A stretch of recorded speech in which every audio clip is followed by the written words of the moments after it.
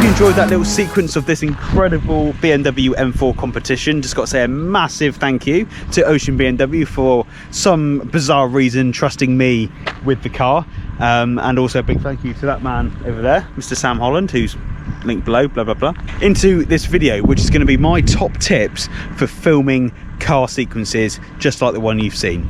Right, so firstly I just want to talk a little bit about angles for static shots. And when I say static shots, I mean shots where the car isn't moving, the car's parked up somewhere. There's no right, there's no wrong answer to what angles to do, but there is a few angles that just seem to work well with almost any car, and this, how we got this car at the moment, is one of them. And this is what I would call a front 3/4. So the car 45-degree angle from the flat line of your location, so in this case the back edge of the car park. To do what we're about to do, you can orbit around slightly like in a semicircle, or I would go to the headlight facing the flat edge of your location and walking straight back. Again, gives you that perfect balance of the front and the side aspect of the car. You can also then reverse this to do a rear 3/4 angle, again applying the same principles. This is where it's now down to you, because what you need to do is you need to find the angles that complement the specific car the most, and to do this, just spend some time walking around the car and just looking at the different lines and all that kind of stuff that are there for a reason. They're there as part of the design that you may not have noticed straight away. So I'll give you an example of that. This M4 competition has these incredible bonnet lines here. So stuff like that you want to show off as best you can with close-ups, and it's got these awesome side skirts and flared door sills here. You can see it better from the angle from down there, so where it comes out. So again, just showing off angles that are specific to that car. So my second tip is one that Sam's very kindly demonstrating, and that's adding movement to your shot. I'm not saying you need a one wheel to do that. You can do it with a gimbal, or you can even do it handheld, or if you're shooting on something like a GoPro or your iPhone that have got some kind of built-in stabilization, then just one of those ninja walks would do just fine. But again, it just adds a bit of, makes the shots a little bit more dynamic, just again makes them a bit more interesting to watch than just a static shot from a tripod of something that's also not moving.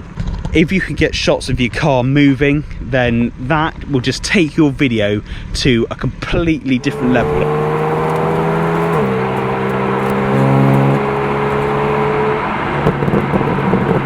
Alright, so we're just prepping the side of the car to stick probably the favourite bit of equipment I've ever bought, which is the Delkin Fat Gecko triple mount. This is the face of someone who's extremely confident in what we're about to do.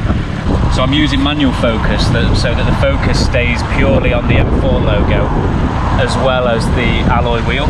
You don't want the autofocus pick it up on something else and you get the focus hunting, and what you want in focus is no longer in focus.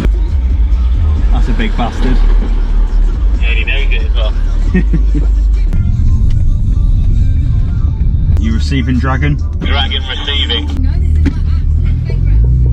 Right, are you ready?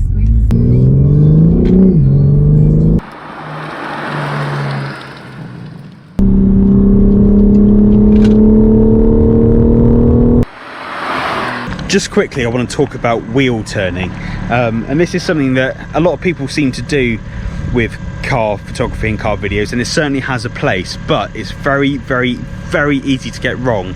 And I've seen some quite popular YouTubers and photographers make this mistake. When we look at it, the wheels are now turned to the left, so they're turned into the angle, and that means that looking at the car, it shows off the alloy, so you can see the wheel, you can see the brake caliper, and it shows more detail of that. But if we, for example, imagine the car was flipped around the other way and we were shooting from this angle and the wheels still obviously turned that way, all you can see is this fucking horrible ugly bit of tyre here. I've never held so much money's worth of camera gear in my life. Oh, this makes me think of another tip. As long as you haven't got lots of stuff going on in the background, is to frame the final part of the shot first, get that in super sharp focus and looking exactly how you want, and then do your movement in reverse, then in post reverse the shot, and that way you can guarantee that when you hit the hero bit of the hero shot that it is absolutely spot on. There's no like little adjustments to framing, or it not being quite in focus or not quite perfect. So I do that all the time, especially with like tilt ups and stuff like that. You can just, then that way you can guarantee that when the tilt or the movement finishes, that your car is going to be where you want it to be and in focus. Can't stress how important a circular polarizing filter can be when shooting cars, whether it's photo, whether it's video, it doesn't matter. They are reflections on wheels. You want to get rid of as much glare as possible, and I'll just show you that not only do you need to use a filter, you need to know how to use it. And it's very simple, you just got to rotate it, and as you rotate it, it changes whereabouts it's removing the glare from. So here's a little example. If you watch the windscreen of the car, you can see as the filter spins, the windscreen glare comes and goes. So you just need to find a happy medium, the bit that looks the best, or remove the glare, and it'll bring the saturation back to the colour of the paint as well. So yeah, we found an amazing location, and don't be afraid to drive around, to go to different places, to scout, to use Google Maps to actually physically go and see these places. Try and find the best locations possible. Don't go, that'll do. Find somewhere that you really look at and go, wow, which we do here. And to top it off, we've chosen our light right, which is golden hour. Just, as you can tell, it just looks phenomenal. So I think that is all from me in terms of some little tips to help improve your car videos. If you did enjoy this video, then if you could hit the like button down below, leave a comment, subscribe if you aren't already. Let me know if you want to see more car related content as well, because it is something I really want to get back into and really want to start pushing on the channel. So yeah, it'd be cool to hear if you've got any particular videos that you want to see, or whether you're just enjoying it or whether you're not enjoying it. Who knows? Anyway, I'll see you in the next one.